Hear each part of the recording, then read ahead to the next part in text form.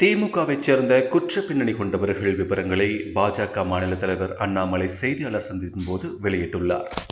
திமுக நமக்கு தெரியும்.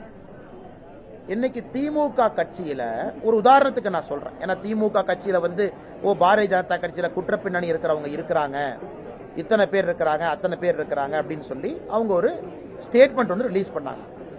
அதில் யாரோ ஊரில் இருக்கிறவங்க பேரெல்லாம் பாரதிய ஜனதா கட்சியினுடைய தலையில போட்டு இதெல்லாம் பாரதிய ஜனதா கட்சியினோட அக்கௌண்ட்ல ஏத்து அப்படின்னு சொல்லிட்டு அவங்க அதை கொடுத்தாங்க. அதை காங்கிரஸ் கட்சியினுடைய தலைவரும் அதே டாக்குமெண்ட் எடுத்துட்டு போய் ஒரு பத்திரிகையாளர் சந்திப்பு நடத்தி இதை பாருங்க இந்த டாக்குமெண்ட் அப்படின்னு. இது இந்த கிரைம் முன்னேற்ற கழகம் அப்படிங்கிற டாக்குமெண்ட்டை பத்திரிகையாளருக்கு ரிலீஸ் பண்றோம். இந்த கிரைம் முன்னேற்ற கழகம் அப்படின்னு திமுக ஒரு புதிய பெயர் வச்சு இதுல யாரெல்லாம் சம்பந்தப்பட்டிருக்காங்க அப்படிங்கிற டாக்குமெண்ட். நாங்க சும்மா பேரெல்லாம் சொல்லிங்கன்னா நாங்க பேரெல்லாம் சொல்ல, நாங்கள் உங்களுக்கு சொல்வது தேதியோட.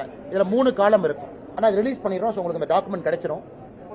காலம் நம்பர் 1 பெயர் மற்றும் புகைப்படம். திமுக இருக்கக்கூடிய மெம்பர் எந்த குற்றத்தில் இன்வால்வ் ஆயிருக்கிறாங்க, கிரைம், அந்த குற்றச்சாட்டு என்ன, 3வது நாள்.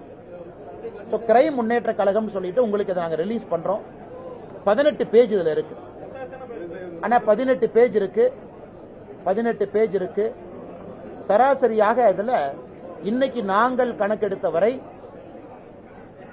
112 பேருக்கு மேல மேஜர் கிரைம் இன்னைக்கு தேதி வரைக்கும்.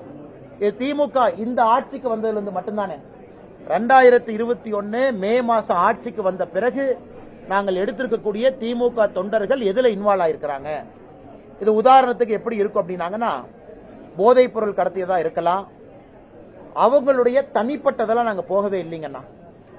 ஒரு கோயில்ல ஒரு டிஎஸ்பி ஆபாசமா திட்டி அடிச்சதா இருக்கலாம், இவர்கள் செய்திருக்கக்கூடிய கள்ளக்குறிச்சி கள்ளச்சாராய விஷயத்துல தொடர்பு இருக்கவங்களா இருக்கலாம், அரசியல் கட்சி படுகொலையில சம்பந்தப்பட்டவங்களா இருக்கலாம், வியாபாரி கிட்ட ஒரு 18 லட்சம் ரூபாய் மோசடியில ஈடுபட்டவங்களா இருக்கலாம். அதாவது நான் திமுக கட்சி அப்படின்னு சொல்லி பண்ணவங்க. இந்த கிரைம் முன்னேற்ற கழகம் டாக்குமெண்ட்டை நாங்க ரிலீஸ் பண்றோம். நாங்க திமுக போல யாரோ ஒரு புகைப்படத்தை போட்டு இங்க பாருங்க இவங்க தான் பாஜக ரேண்டமா நானும் ஒரு 5000 பேர்த்த போட்டு உங்களுக்கு கொடுக்க முடியுங்கண்ணா.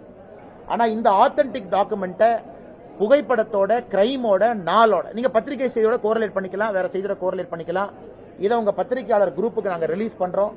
இதை நீங்க முதல்ல பாருங்கண்ணா. இதை பார்த்தீங்கன்னாவே திராவிட முன்னேற்ற கழகம் ஆட்சிக்கு வந்த பிறகு குற்ற பின்னணி இருப்பவர்கள் திமுகவை பயன்படுத்தி எப்படி இங்க குற்றம் செய்யறாங்க அப்படிங்கிறது உங்களுக்கு தெரியும். எல்லாம் தெரிஞ்ச பேர் தானே உங்களுக்கு. முதல் நபர் ஜாஃபர் சாதிக்ல இருந்து ஆரம்பிச்சு இதுல நீங்களே ஆச்சரியமா இருக்கு உங்களுக்கு. வேலு, கன்னிக்குட்டு, பழனிசாமி, அதாவது பேரை சொல்லணும் அப்படிங்கறதுக்காக நாங்க ஒரு 10 பேர்த்த சொல்லிங்கன்னா குற்ற பின்னணி. இது ஒரு நேஷனல், ஒரு தமிழ்நாட்டு லெவல்ல கவர் ஆயிருக்காது. ஆனா சேலத்துல கவர் ஆயிருக்கும், தென்காசியில கவர் ஆயிருக்கும், ஆனா கோயம்புத்தூர்ல கவர் ஆயிருக்காது நியூஸ் பேப்பர்ல. இது மொத்தமாக சேகரிச்ச பெயர்கள். நீங்க பாருங்க, அடுத்த பிரஸ் மீட்ல நீங்க கேட்கத்தான் போறீங்க. திமுக அதுக்கு பதில் சொல்லும் நீங்க கேள்விக்கு.